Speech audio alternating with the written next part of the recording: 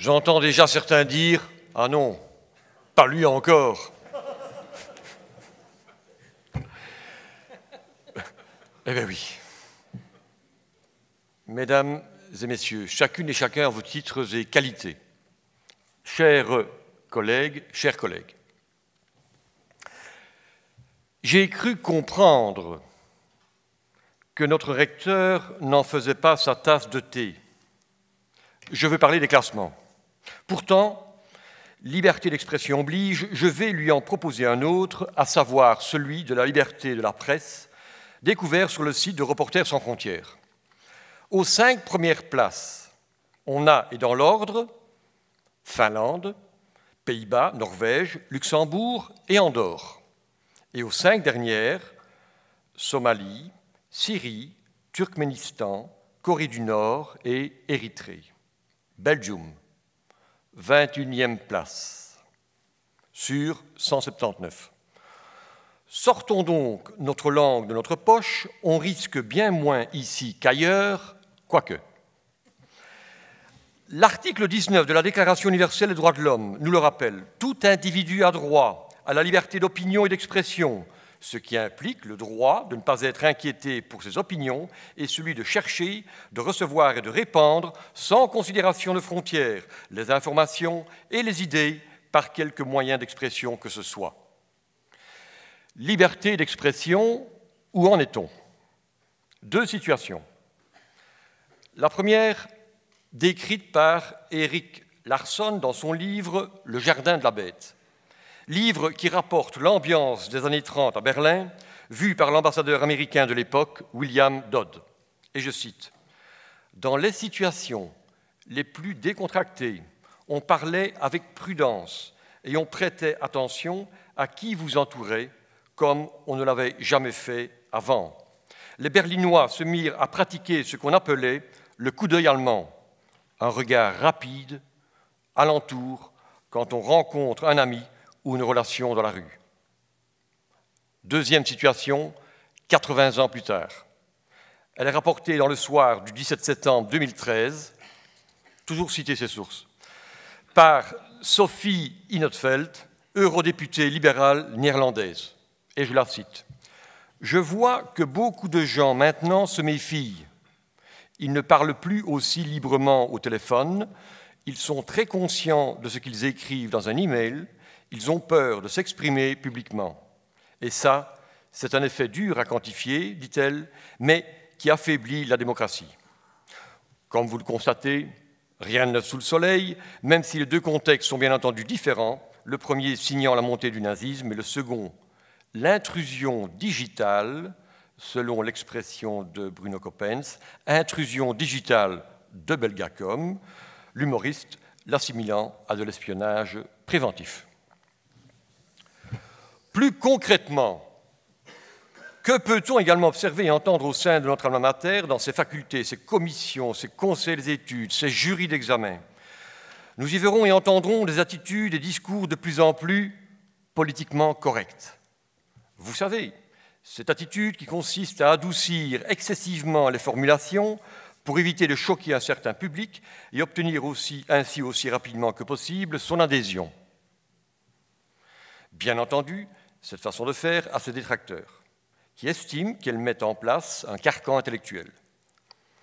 Ce dernier ne laisse plus de place au débat. Il impose une McDonaldisation de la pensée. Pour l'historien américain Jacques Barzun, le politiquement correct ne proclame pas la tolérance, il ne fait qu'organiser la haine. Il ne faut donc pas s'étonner que les formations initiatrices d'une bonne communication fleurissent aux 4 coins du campus. Et sans doute en a-t-on, peut-être moi le premier, grand besoin pour pouvoir assumer pleinement une liberté d'expression dite démocratique que beaucoup peuvent nous envier. Il est vrai cependant que, comme l'a rappelé un autre humoriste, la dictature, c'est ferme-ta, et la démocratie, c'est cause toujours.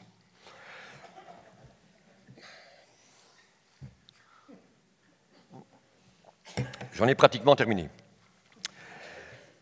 On m'avait dit 5000 caractères, 4990. Liberté d'expression et son mode. Je veux parler du rire qui ce jour s'invite en la personne de Pierre Kroll et de Plantu. Pierre Kroll qui le 16 septembre, sur la page de son réseau social préféré notamment, plus de 60 000 j'aime, rebondissait sur le test d'entrée à l'université prôné, et je le comprends, par notre recteur. J'essaye de résumer l'image. Question de l'examinateur. Quelle est votre motivation? L'étudiant. Venir glander 2 ou 3 ans, premier bac, pour mater les filles. Réponse de l'examinateur. Recalé. 1562 personnes ont aimé. Monsieur Plantu n'est pas en reste quand, le 5 septembre dernier, avec une de ses caricatures pour illustrer les relations entre la Syrie et l'Iran, il fait dire au président Rouhani, moins fort, s'il te plaît, Bachar, ce dernier étant armé d'une hache, et que derrière, un quidam dit à sa femme voilée, tu vois, c'est un modéré.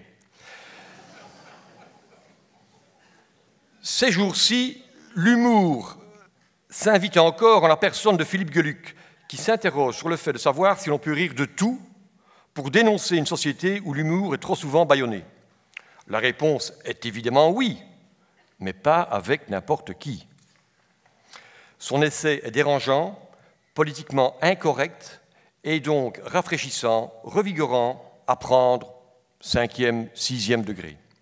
Liberté d'information et ses outils. 2 exemples. L'open source en constitue le premier. Il est en marche depuis 20 ans. Et à entendre Steven Arnard, professeur de sciences cognitives à l'UQAM, rien ne peut plus l'arrêter. En cette matière, l'Université de Liège, en la personne de son recteur, semble bien marcher plus rapidement que les autres. L'outil Orbi est enviable et envié.